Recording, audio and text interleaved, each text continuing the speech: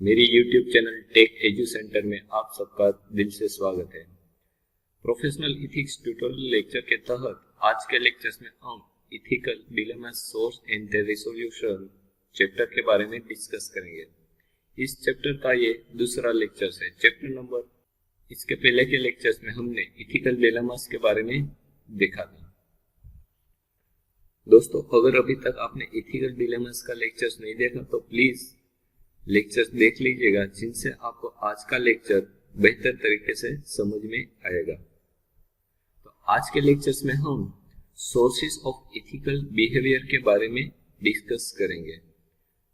Lecture 1 में हमने what is an ethical dilemma के बारे में डिस्कस किया था। पहले हम इथिकल डिलेमास के बारे में रिवीजन कर लेते हैं। इसके लिए हम डायरेक्टली स्ट्रक्चर पे चले जाते हैं। तो यहाँ पे हमने एक एग्जांपल लिया था, एडवर्टाइजमेंट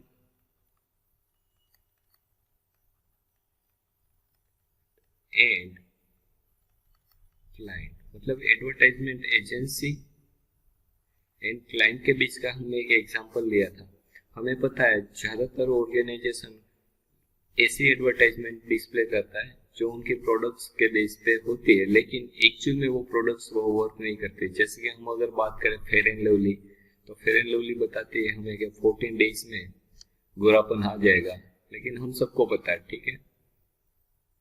जैसे थम्स अप की बात करें तो थम्स अप में सलमान खान अजीब अजीब स्टंट करके बताते हैं। तो ये सारी चीज एडवर्टाइजमेंट में होती है। अब मोरली देखें तो एडवर्टाइजमेंट एजेंसी जो ड्राफ्ट की हुई है, जो उसके क्लाइंट ने उसे ड्राफ्ट करने के लिए बताया कि आप ऐसी एडवर्टाइजमेंट ड्राफ्ट करो, अब उसके लिए मोरली देखा जाए तो पॉसिबल नहीं है। और मोरली वो अपने दिल की सुने और अपने रूल्स की बात करें तो क्या रिजल्ट आएगा, अब बैड आउटकम और बैड इफेक्ट आएगा। मतलब जो क्लाइंट है वो उस एडवर्टाइजमेंट एजेंसी के पास काम नहीं करवाएगी, दूसरी ओर चले जाएगी। उसकी कॉम्पिटिटिव जो कंपैरिजन एडवर्टाइजमेंट एजेंसी उनके पास उसका काम चला जाएगा। और अगर वो मोरली नहीं सुनता, doing what is the Morli wrong, तो रिजल्ट क्या आएगा, वो एडवर्टाइजमेंट उसी को बनानी होगी और उससे उसकी इनकम बढ़ेगी। तो ये होता है इथिकल डिलेमास, ठीक है दोस्तों।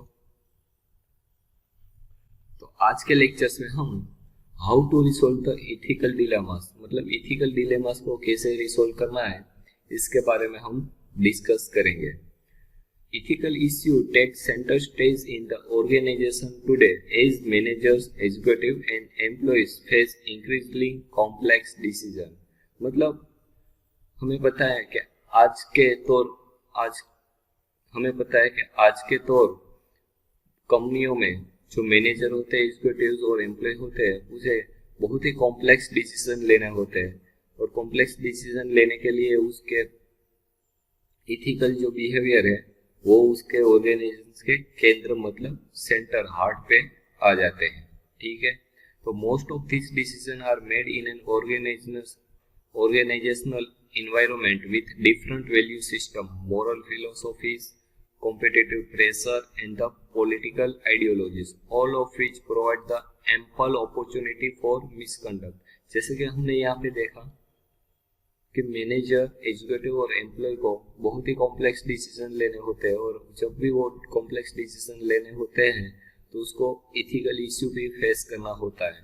तो अब वो इथिकल इश्यू फेस करने के टाइम पे उनको ऑर्गेनाइजेशनल जो एनवायरनमेंट है, उसकी जो डिफरेंट वैल्यू सिस्टम है वो भी उसको ध्यान में रखनी होती है। उसके जो मोरल फिलोसॉफीज है वो भी उसको देखना होता है। कॉम्पिटिटिव प्रेशर, मतलब उसकी जो पीयर कंपनी है उसके बारे में जो उसका प्रेशर है वो भी उसको देखना होता है। और पॉलिटिकल एजेंडा भी उसको देखना होता है। तो ये सारे जो फैक्टर्स है वो उसको डिसीजन लेने में इफेक्ट करते हैं, और उसका जो डिसीजन होता है और उसके पास जो अपॉर्चुनिटी होती है वो मिस कंडक्ट हो जाती है। तो Ferrell et 15 quote KPMG survey 2000, मतलब केपीएमजी सर्वे हुआ था 2000 में by Ferrell, which revealed that 76% of the nearly 24,000 workers covered in the survey मतलब 24,000 सर्वे वर्कर्स को इस सर्वे के अंदर लिया गया था। उनमें से 76% वर्कर्स ने पार्टिसिपेट किया था और बताया था कि वो कंपनियों में वायोलेशन मतलब रूल्स और कंपनी के जो स्टैंडर्ड होते हैं उनको अगले मतलब जो फाइनेंशियल होता है उसके आगे के फाइनेंशियल ईयर्स उसके कंपेयर में इस साल में उसने ज्यादा उसको देखा है कि वायोलेट हुए कंपनी के स्टैंडर्ड्स। तो ये एक सर्वे हुआ था KPMG सर्वे इन 2000। इसमें 24,000 वर्कर ने भाग लिया था और उनमें से 76% वर्कर्स ने ये एक्सेप्ट किया था कि अगले साल के मुताबिक अगले साल के कंपेयर में इस साल में कंपनी के स्टैंडर्ड में और लॉ में वायोलेशन ऑब्जर्व किया गया था उनके द्वारा। With such abundance of opportunities for unethical behavior, companies are vulnerable to both ethical problems and legal violation if their employees do not know how to make the right decision। अब simple सी बात है, अगर आपके employ को आपने training नहीं दे रखी कि आपको कैसे डिसीजन लेना है किस किस सिचुएशंस में, मतलब कंपनी के प्रेशर्स में, ये तो सिंपल सी बात है वो कंपनी के जो लॉ है और कंपनी के जो स्टैंडर्ड्स है दोनों में वो इथिकली डिसीजन लेने में उसको प्रॉब्लम फेस होगी, मतलब इथिकल डिलेमा होगा। तो वो चीज यहाँ पे बताई गई है। Therefore, it is the absolutely necessary that each company puts in place an ethical program and make it known to all its employees so that they know its value, mission and vision and comply with the policies and code of conduct, all of which creates it ethical climate। मतलब यहाँ पे यही बताया है कि इसीलिए ये आवश्यक है कि कंपनी एक नैतिक कार्यक्रम रखे और सभी कर्मचारियों को इससे अवगत कराए। मतलब अगर आप अपने एम्प्लॉयमेंट को ट्रेनिंग नहीं दे रहे हो नैतिक के बारे में, इथिकल डिलेमास के बारे में, इथिक्स बिहेवियर के बारे में, आपके कंपनी के स्टैंडर्ड्स के बारे में, तो जाहिर सी बात है कंपनी के एम्प्लॉयज हो वो इथिकल डिसीजन लेने में कॉम्प्लेक्स और कंफ्यूजन हो सकते हैं। तो उसके लिए हर कंपनी को रेगुलर इसलिए हर कंपनी को अलग अलग टाइम इंटरवल पे एक नैतिक कार्यक्रम रखने होते हैं जिनसे सभी कर्मचारियों को कंपनी के स्टैंडर्ड के बारे में अवगत कराया जाए और ताकि वो उस कंपनी के मूल्यों, मिशन और कंपनी का जो दृष्टिकोण है वो जान सके और कंपनी की नीतियों और आचार संहिता का पालन कर सके, जो सभी इसकी नैतिक परिणाम से एक अच्छा इथिकल एनवायरनमेंट जनरेट हो सके। Many MNCs and several Indian companies have such ethical program and their employees are being made aware of the ethical values they stand for। आजकल हम देख रहे हैं कि ज्यादातर MNC कंपनीज और कई इंडियन कंपनीज भी ऐसे इथिकल प्रोग्राम थोड़े थोड़े टाइम इंटरवल पे रख रहे हैं जिनसे उनके कंपनी के जो एम्प्लॉयज है वो इथिकल वैल्यूज के बारे में जान सके। To great extent, this awareness reduce the ethical dilemmas। अब आप उनको ट्रेनिंग दे रहे हो तो उस ट्रेनिंग से जाहिर सी बात है कि उनका जो इथिकल डिलेमास है, मतलब उनका जो मोरली अनइथिकल बिहेवियर है वो कम हो जाएगा और आपके कंपनी के जो स्टैंडर्ड है वो ठीक से रहेंगे। There are two basic approaches in resolving the ethical dilemmas। First one is the deontological and second one is the teleological। Under the deontological approach, an ethical standard is consistent with the fact that it is performed by a rational and the free person। मतलब नैतिक दुविधाओं को हल करने के लिए दो बुनियादी दृष्टिकोण है। पहला तो है डेंटोलॉजिकल मतलब निर्विवाद और दूसरा है टेलोलॉजिकल मतलब दूरसंचार। अब डेंटोलॉजिकल दृष्टिकोण के तहत अगर बात करें हम तो वो एक नैतिक मानक है इस तथ्य के अनुरूप के यह तर्कसंगत और स्वतंत्र व्यक्ति द्वारा किया जाता है। और अगर हम मानव के संदर्भ में देखें तो यह मानव का अयोग्य अधिकार है और हमारे स्वभाव की भी विशेषताओं और परिभाषित विशेषताओं को दर्शाता है। These are the inalienable rights of human beings and they reflect the characteristics and the defining the future of the our nature। जैसे कि मैंने बताया डेंटोलॉजिकल्स क्या होता है, तो ये मानव का अयोग्य अधिकार और हमारे स्वभाव की विशेषता और परिभाषित विशेषताओं को दर्शाता है। These fundamental moral rights are inherent in our nature and are universally recognized as a part of human being, defining their very nature। तो ये मौलिक नैतिक अधिकार हमारे स्वभाव में है और सार्वभौमिक रूप से मनुष्य के हिस्से के रूप में भी पहचाने जाते हैं, उनके स्वभाव को परिभाषित करते हैं। ये मूलभूत अधिकार और मूलभूत मानवीय विशेषता है जो अन्य बातों के साथ निष्पक्षता, समानता, ईमानदारी, अखंडता, न्याय और हमारे गरिमा के समान अधिकार के रूप में हम हमारे ह्यूमन कैरेक्टरिस्टिक्स जो फंडामेंटल्स है वो देखते हैं। यदि हम एक नैतिक दुविधा का विश्लेषण करते हुए डेंटोलॉजिकल दृष्टिकोण का पालन करते हैं तो हम बहुत अधिक ध्यान केंद्रित करने के लिए नेतृत्व करते हैं। मतलब अगर हम कोई एक नैतिक दुविधा को विश्लेषण करने के लिए डेंटोलॉजिकल के दृष्टिकोण से आप देखोगे तो आप उस नैतिक जो दुविधा है उसका विश्लेषण करने के लिए एकदम केंद्रित हो जाओगे। If we follow a deontological outlook while analyzing an ethical dilemma, we are led to a much narrower focus। जैसा कि मैंने बता दिया, we confront such question as which actions are inherently good, does it respect the basic rights of everyone involved।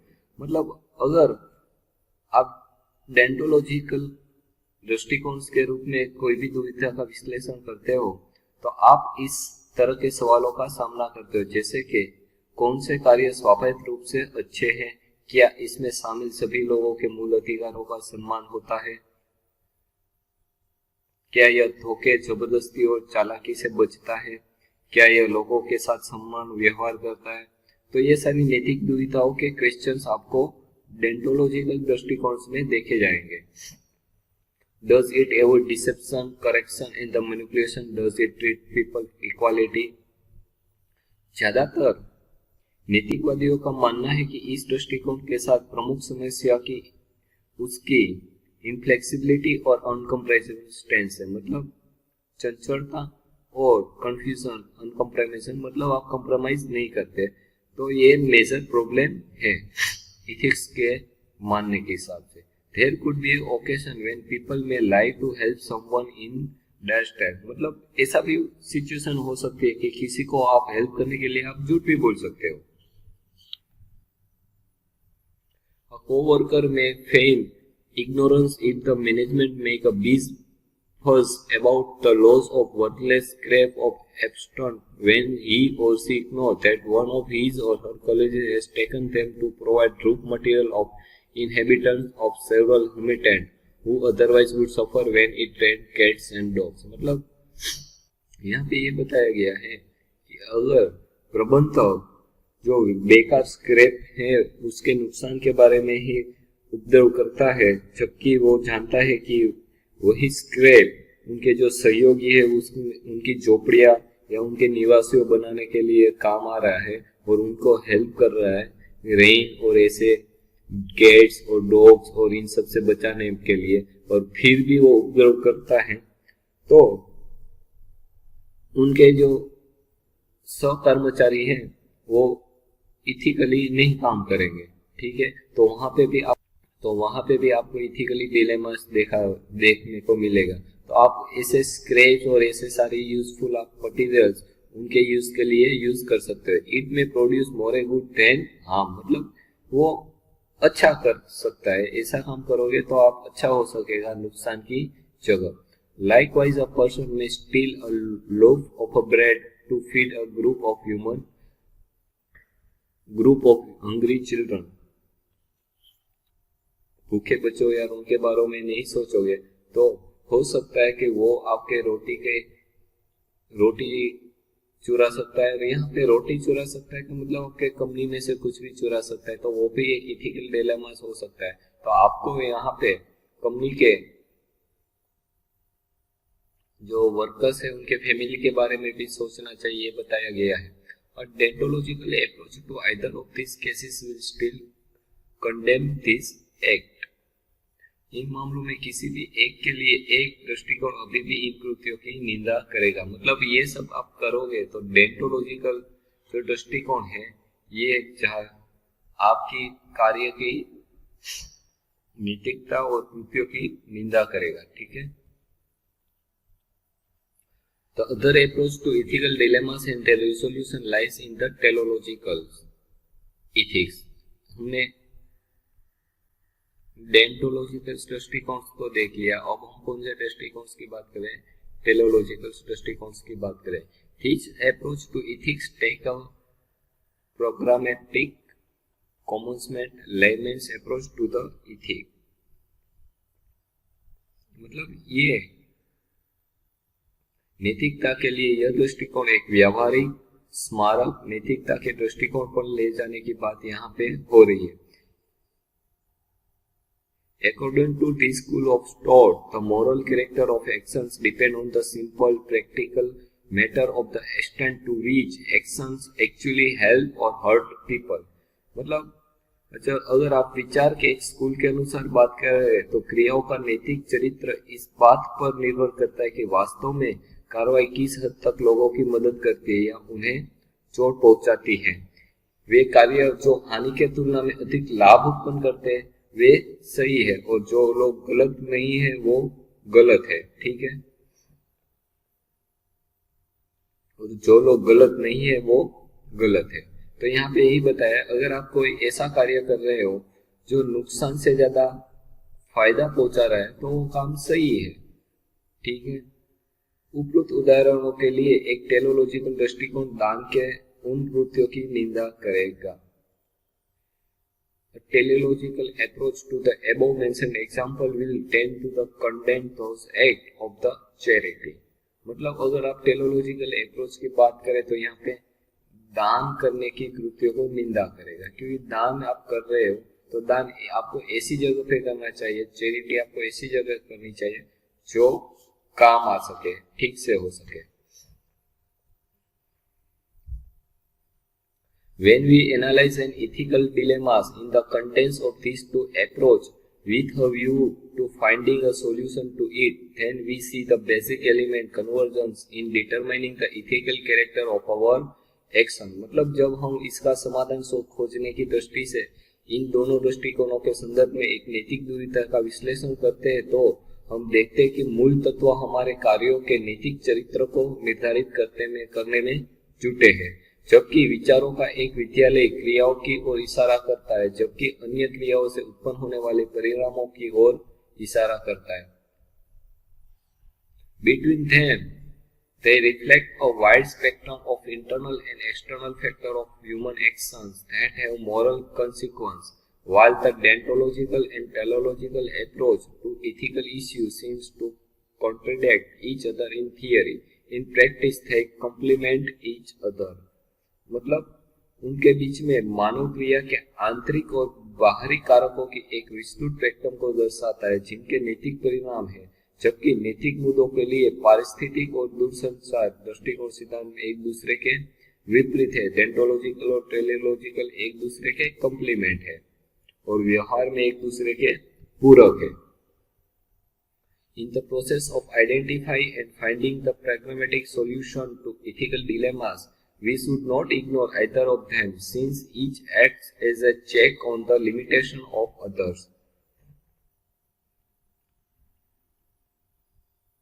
मतलब नैतिक दूरताओं के लिए व्यावहारिक समाधानों की पहचान करने और खोजने की प्रक्रिया में हमें उनमें से किसी भी एक की उपेक्षा नहीं करनी चाहिए, क्योंकि प्रत्येक दूसरे की सीमाओं पर जांच के रूप में कार्य करता है। मतलब दोनों एक दूसरे के कॉम्प्लीमेंट है, तो हमें डेंटोलॉजिकल्स और टेलोलॉजिकल्स दोनों में से किसी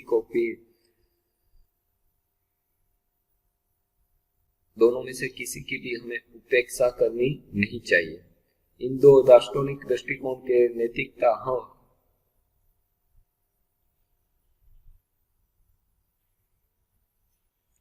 From these two philosophical standpoint to ethics, we can draw two methods for resolving ethical dilemmas. One that focus on the practical consequence of what can be done, and the other that focus on the actions. मतलब अगर हम philosophical stand of view के बारे में देखें तो हमें यहाँ पे दो मेथड मिलेगी इथिकल डिलेमास रिसोल्व होने के लिए। एक तो मेथड ये फोकस करती है ऑन द प्रैक्टिकल कॉन्सेप्ट्स पे, और सेकंड करती है on the focus on the हमारी एक्शन बेस पे। While the first school of the thought argue that as long as no harm is done, there is nothing wrong, the other consider that some actions are always wrong। मतलब अगर हम पहली बात करें कि practical concern, तो practical में हमें क्या है कि अगर आप कोई ऐसा काम कर रहे हो जो किसी को नुकसान नहीं करना है तो वो क्या है, इथिकली राइट है। बट अगर एक्शन बेस पे बात करो तो the other consider that some actions are always wrong. तो यहाँ पे ये बताया गया है कि कुछ एक्शंस ऐसी हो सकती है जो दूसरों को हार्म नहीं करे, लेकिन एक्चुअल में एक्शन के बेस पे देखो तो वो हार्म कर भी सकती है। Which of these two is the right approach to resolve an ethical dilemma has been at the center of debate among ethicists for the century, with no defining answer in sight। इन दो दार्शनिक दृष्टिकोण से नैतिकता तक हम नैतिक दुविधाओं को हल करने के लिए दो तरीकों को आकर्षित करते हैं।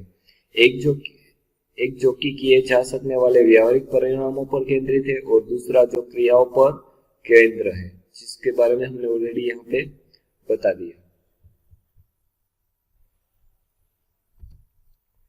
तो यहाँ पे हमने देखा कि इथिकल डिलेमा रिसोल्व करने के लिए दो चीज पे आपको दो मेथड पे फोकस करना है। एक तो फोकस है प्रैक्टिकल कॉन्सिक्वेंस एंड दूसरा है the focus on the actions. ठीक है, तो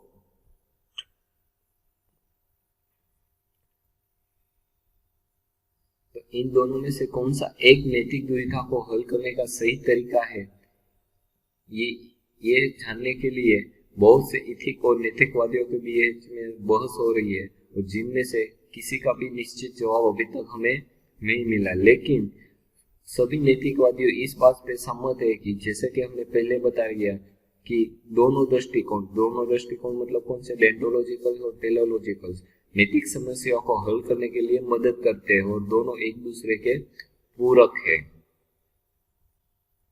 The Center for Ethics and Business offer a brief three-step strategy in which both the deontological and the teleological approaches converge। मतलब 3 स्टेप है, और 3 step के हम कह सकते हैं रणनीति, जिससे अभिन्न और दूरसंचार दोनों रूपांतरित होते हैं। मतलब डेंटोलॉजिकल और टेलोलॉजिकल अप्रोच दोनों रूपांतरित होते हैं। तो अब ये 3 स्ट्रेटेजीज क्या है, हम इसके बारे में देखने की कोशिश करते हैं।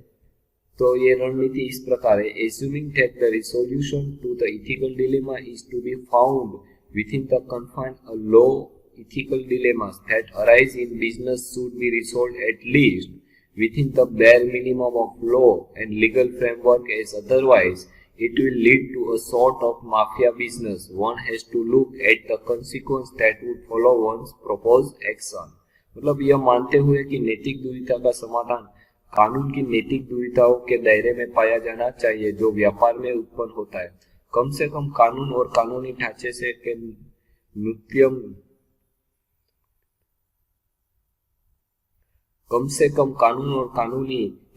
न्यूनतम दायरे के भीतर हल किया जाना चाहिए, अन्यथा यह एक प्रकार का माफिया व्यवसाय होगा उन परिणामों को देखने के लिए जो किसी के प्रस्तावित कार्यों का पालन नहीं करेंगे।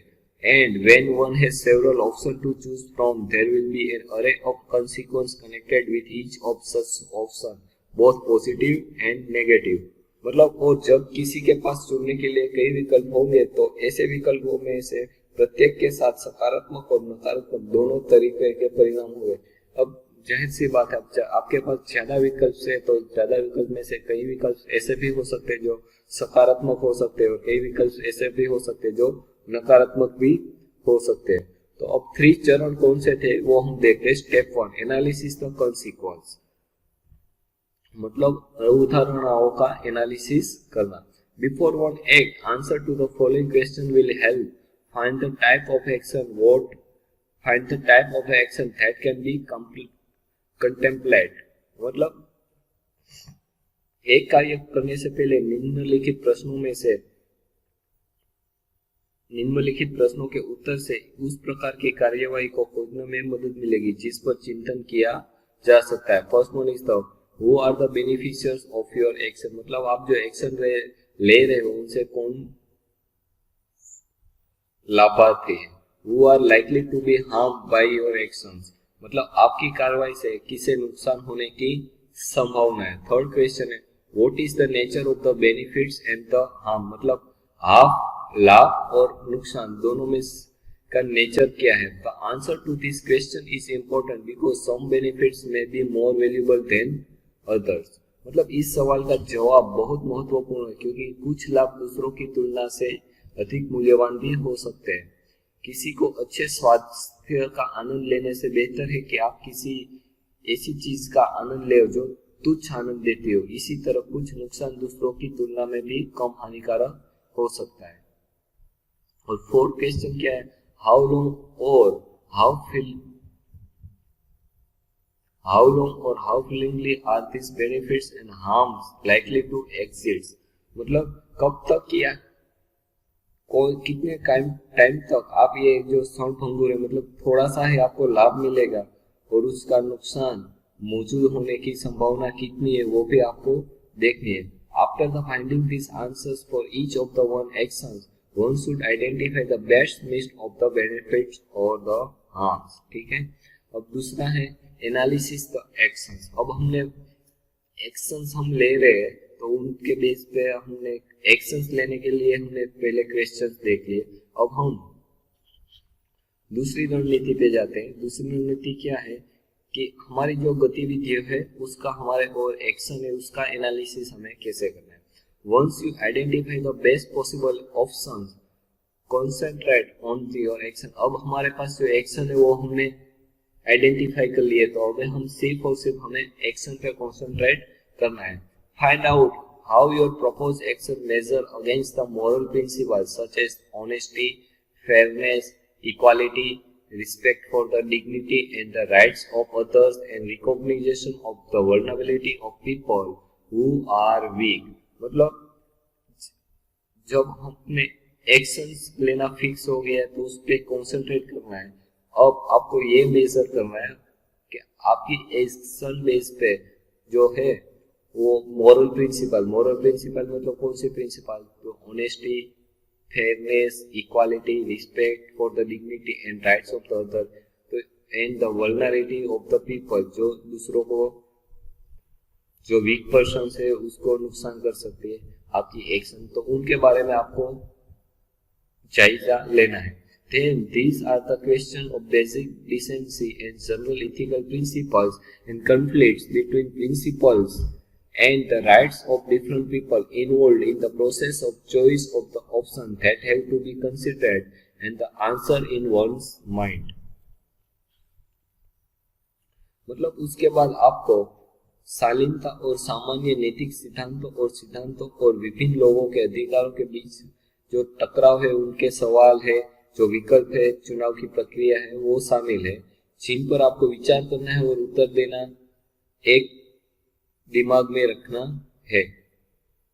After considering all these possible factors in the various options, it is sensible to choose the ones which is the least problematic, मतलब विभिन्न विकल्पों आपने देख लिए, उन सभी संभावित कारकों पर आपको विचार करने के बाद जो सबसे कम समस्याग्रस्त है उनको समझदारी से भरा आपको चुनना है। थर्ड रणनीति है मेक अ डिसीजन, मतलब अब आपको निर्णय ले लेना है। आपने पहले एक्शन कौन सी ले सकते हो, उनमें से कौन सी एक्शन अब आप लो वो चुन लिया, अब आपको फाइनली डिसीजन लेना है। Having the considering all factors that lead to choice among various options, analyze them carefully and then take a rational decision, मतलब आप सभी कारकों पर विचार करने के बाद जो भिन्न विकल्पों है आपके पास, उसका आपको नेतृत्व करना है और उनको सावधानी पूर्वक विश्लेषण करना है और उसके बाद आपको लॉजिकली निर्णय लेना है। These 3 step strategies should give one at least some basic understanding to resolve an ethical dilemma। मतलब अगर आप ये 3 चरण की जो रणनीति है इसके बेस पे आप काम करोगे तो इथिकल डिलेमास जो आप फेस करते हो वो कम हो सकने की पूरी संभावना है। तो दोस्तों आज के लेक्चर्स में हमने how to resolve the ethical dilemmas के बारे में देखा। तो अगर अभी तक आपके how to resolve ethical dilemmas के बारे में डाउट्स है तो प्लीज कमेंट मी, जिनसे मैं आपके कमेंट का रिप्लाई दे सकूं। यहाँ पे आपको मेन फोकस 2 चीज पे करना है, एक तो डेंटोलॉजिकल जो दृष्टिकोण है और एक टेलियोलॉजिकल दृष्टिकोण से। उसके बाद आपकी जो 3 रणनीति है, फर्स्ट एनालाइज द एक्शन और क्वेश्चन, यहाँ पे हमें क्वेश्चन देखने थे। एनालाइज द कॉन्सिक्वेंस मतलब आप जो एक्शन लोगे उसके जो परिणाम आने वाले हैं उसके बारे में देखेंगे। उसके बाद आपके जो एनालाइज द एक्शन करोगे उसके बाद आप मेक अ डिसीजन। मतलब ये 3, एक तो होगा डेंटोलॉजिकल, एक तो होगा टेलियोलॉजिकल और ये 5 फैक्टर्स पे आप अगर फोकस करोगे तो आपको ये टॉपिक बेहतर तरीके से समझ में आ जाएगा। और दोस्तों अगर अभी तक आपने मेरी YouTube चैनल सब्सक्राइब की नहीं तो please subscribe it and click on the bell button, जिनसे आपको मेरे प्रोफेशनल इथिक्स के आने वाले वीडियो लेक्चर्स रेगुलर मिलते रहे। Thank you.